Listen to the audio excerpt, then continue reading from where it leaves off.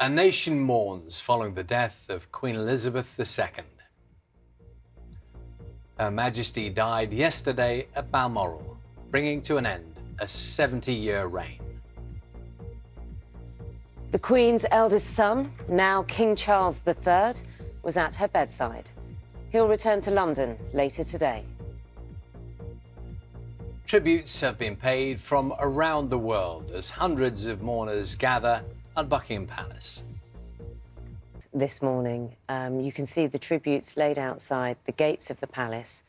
Yesterday evening, we saw hundreds gathering to pay tribute, to pay their respects to Her Majesty the Queen, the announcement of her passing yesterday early evening.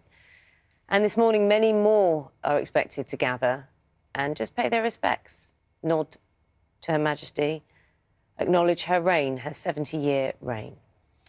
One of the things we're going to be doing for you as we stay on these pictures of Buckingham Palace, of course, dawn just breaking over London this morning. One of the things we're going to take the chance to do is talk to people who have turned out at Buckingham Palace, because it's really interesting this morning hearing the stories of the reasons why the Queen meant so much across generations and nationalities.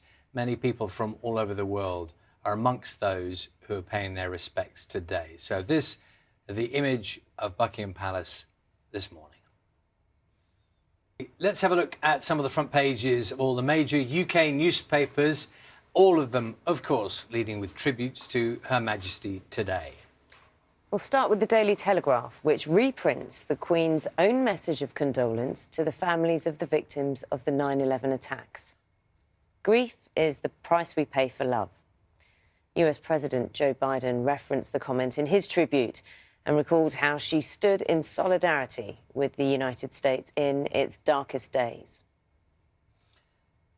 Let's see the front page of the Daily Mirror, and a very simple front page there, just with the words thank you. And what you realise as you look at all through the papers, maybe have a look at some of the inside pages as well this morning, there are so many beautiful images of the Queen, and often newspapers, it is glorious to spend time just looking at the pictures that have come throughout the years, the many, many years of her reign. The Daily Mail says our hearts are broken, with a portrait of the Queen from 1952 while she was Princess Elizabeth. How to find the words? The paper's columnist Sarah Vine asks. Our grief is 100 different emotions, all of them hard to grasp. Interesting, the different times the newspapers have chosen to celebrate this morning. This is the front page of The Guardian, which features a portrait from the Queen's coronation.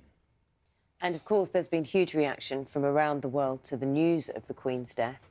Tributes have appeared on the front pages of newspapers in the Commonwealth.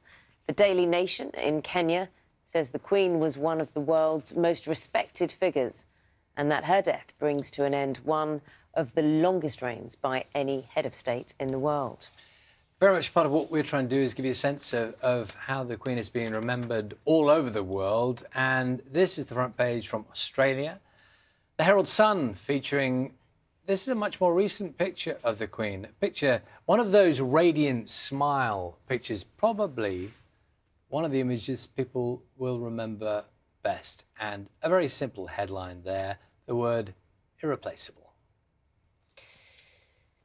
And as we were saying, many of the papers taking a look back at the Queen's life. And this is just one example here in the Sun. And it's, for so many people today, the Queen is all they've known as a monarch here in the UK for the whole of their lives.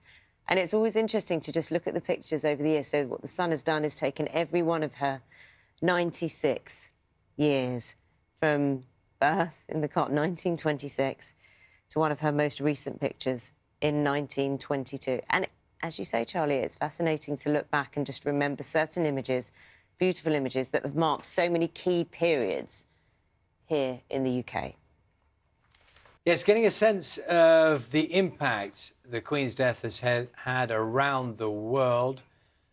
We're looking at the front page of the New York Times now, describing the Queen as the spirit of Britain. The paper says the Queen was an enduring presence during her 7 decades on the throne, and that she was the steady hand of a nation.